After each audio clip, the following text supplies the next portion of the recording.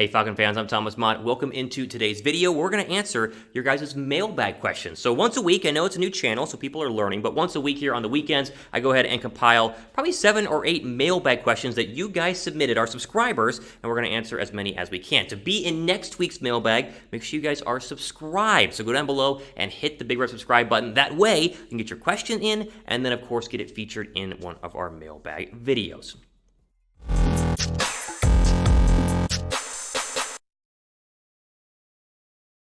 All right, let's jump into some mailbag questions submitted by you, our Falcon fans here on the channel. We'll start with ATM Amazing, who says, hashtag Falcons, go follow Thomas Mott. Not a question, but I appreciate that. At Real Thomas Mott on Twitter. Give me a follow. Here we go. Could the Falcons go sign some pass rusher in free agency? Melvin Ingram, who's still out there anyways that could impact the Falcons for the pass rush. So this comes on the heels of the Julio Jones trade, and that, of course, is what you're asking here, because suddenly the Falcons went from having like no money to about $9 million after, of course, trading Julio Jones, signing the rookie classes they're working through right now, and then, of course, now with the, dividends, it's going to be essentially about $9 million in free cap space. So the Falcons have money to spend. I would take a look at some of the free agents out there. The problem is some of the free agents out there are just not that great. And that's the problem with looking at free agents here in middle of June. Because if you're still a free agent in the middle of June, you either have injury issues, you're asking for too much money, or it's a combination of both. And that's the problem right now with Melvin Ingram, who's had meetings with the Dolphins, and he had meetings with the Chiefs about a month ago. He comes off an injury last year, didn't play a full 16-game season,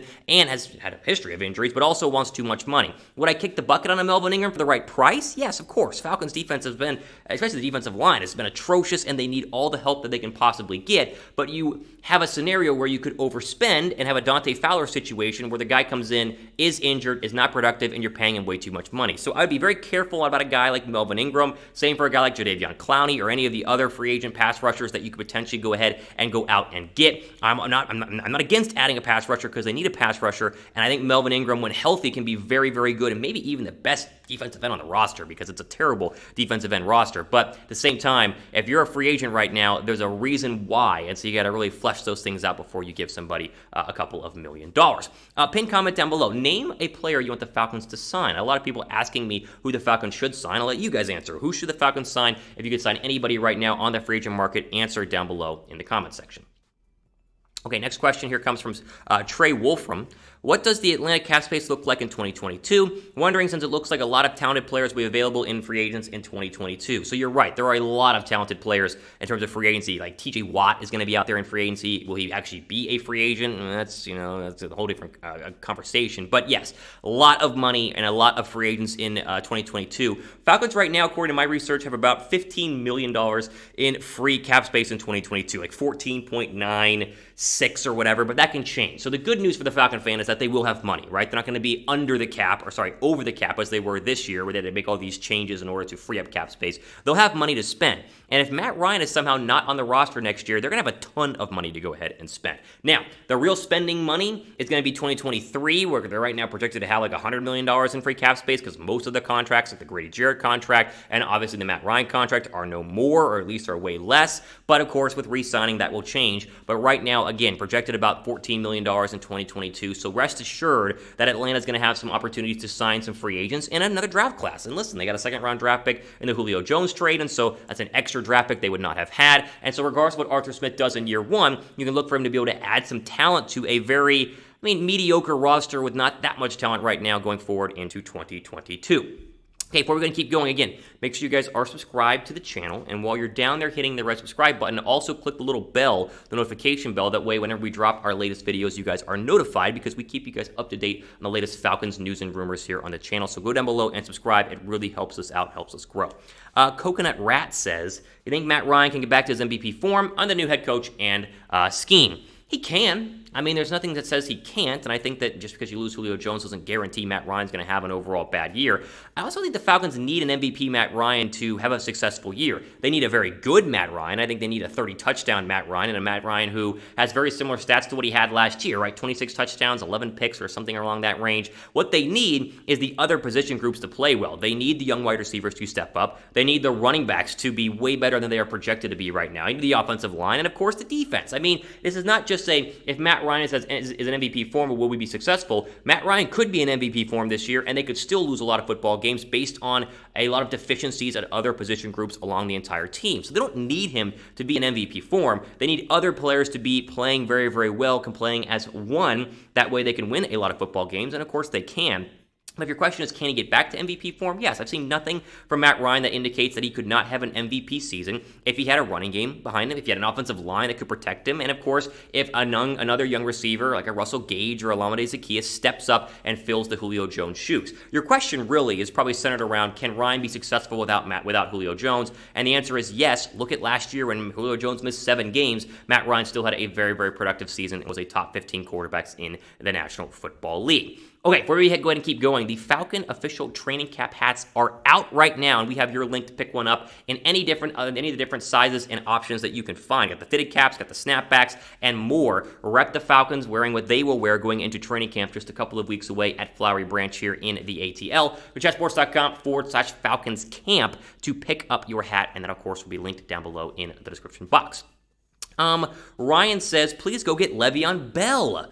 You know, I thought about LeVeon Bell, and the more I thought about LeVeon Bell, the more I thought about not signing LeVeon Bell. Here's the LeVeon Bell problem. It'd be very similar to what they did with Todd Gurley last year. You'd sign a guy who could come in, and you would expect way more than what you would actually get. Now, we know Gurley had a good TD production, but he didn't have a good overall yardage production, and just was not, Todd Gurley's just not himself, right? Now, is Bell a little bit healthier? Probably, but he still only played in 11 games last year with the Chiefs, had 82 carries for 328 yards and 2 touchdowns. That would not be enough to warrant going ahead and signing Le'Veon Bell if you got similar stats here in the ATL. Now, I would change my mind if you can guarantee me that this Falcon depth chart is going to be as bad as I think it is, right? Now, if Javion Hawkins has turned out to go ahead and be good, if Mike Davis is not going to be the good running back that Falcons Twitter seems to think that he's going to go ahead and be, then I would be fine with adding a running back like the caliber of Le'Veon Bell, regardless of how bad he was last year. But I just worry that as we currently stand, the Falcon running back depth chart is bad, but so are the free agent running backs like Le'Veon Bell, and so we're stuck with just keeping what we have and hoping that Arthur Smith can scheme running backs open regardless if they're Derrick Henry or Mike Davis. As we've seen, he was able to do very well with Derrick Henry. So my confidence level with the Falcons running back situation continues to be abysmal, and I've said this many, many times all throughout the ATL. I'm at like a 4 on the confidence level, a scale of 1 to 10. Where is your confidence at? Let me know down below right now in the comment section. Again, if you're feeling confident, maybe give it an 8 or a 9. If you're not feeling confident at all, then obviously back down to the 1 or 2 range. I'm at a 4. Man, they should have done a lot more. Should have drafted somebody. Like Kenny Gainwell in the 5th round was right there. And they said no. What are you going to do? Okay, let's go to Connor Falcon here. He says, will Julio be better in Tennessee this year? I think it all depends on health. If he's healthy, then he'll have a better year than what he had last year. Health has been Julio Jones' big problem. That's kind of the dip in production in terms of the overall stats. My question is, how good is Ryan Tannehill? I like Ryan Tannehill. I think Ryan Tannehill's revival in Tennessee has been understated. He went to an AFC title game. He beat Tom Brady, his final game as a Patriot. I think Tannehill's good, but can he be that good? And now it's not a scenario where you just hand the ball to Derrick Henry. You're going to get touches to all these different receivers, A.J. Brown, and obviously Corey Davis, and now you have Julio Jones. And so I know that they are stacked on paper, but my question really is, how good is Ryan Tannehill? So I think Julio's going to be fine in Tennessee. I don't think Julio Jones is going to go out and have a monster Julio Jones season like we saw a couple of years ago in Atlanta, where it's like, oh my goodness, this is 18 touchdowns, and he's going to almost have 2,000 yards. No, I think he's going to have a good year. He'll probably get close to 1,000 yards, but I don't think you're going to sit back as a Falcon fan and just dream every single Sunday, man, I wish we had Julio. I think it'll be like, oh yeah, Julio's still really good, but Falcons are fine, and he's in the AFC, and so it's not a big deal. Let's do one more here. At Most Birds says, thoughts on Arthur Smith's job so far? Fine. There's just not much to go on, right? It's too early to judge Arthur Smith based on a couple of OTAs and a couple of interviews. I know people are kind of a little upset with how he talks to the media. I have no problem with it. He's just very blunt. It's very Bill Belichick type. He's just not going to put up with stuff from, pokers at the AJC, trying to get him to answer questions, and of course having to go through the Julio Jones trade drama. I'm sure it was not fun as a rookie head coach, but there's no way to judge. There's just no way to know how good he actually is going to be as a head coach. He has a roster that he's got to really, squeeze and wring out and get the best from. And if he's able to do that, then he'll be a success. And if he's not, then he'll get one more year to figure things out in 2022, and then he'll get the axe. And that's what happens in the modern NFL. So I like the guy. Everything I've talked to, I spoke to Harry Douglas a lot in person, a buddy of mine, of course, the former Falcon. He loves him, and he's raving about him. And so I trust guys like HD and others who are saying this guy's the real deal. I just don't have any sort of evidence in front of me right now from a head coaching perspective because it's just so early. early. Let's see, a couple weeks into training camp. Let's hear how the guys react to training camp. Let's see what they do in preseason and obviously with football games. And so we'll wait and see what happens with that. But too early to judge so far on Smith, but so far, so good, because what else are you going to go ahead and say?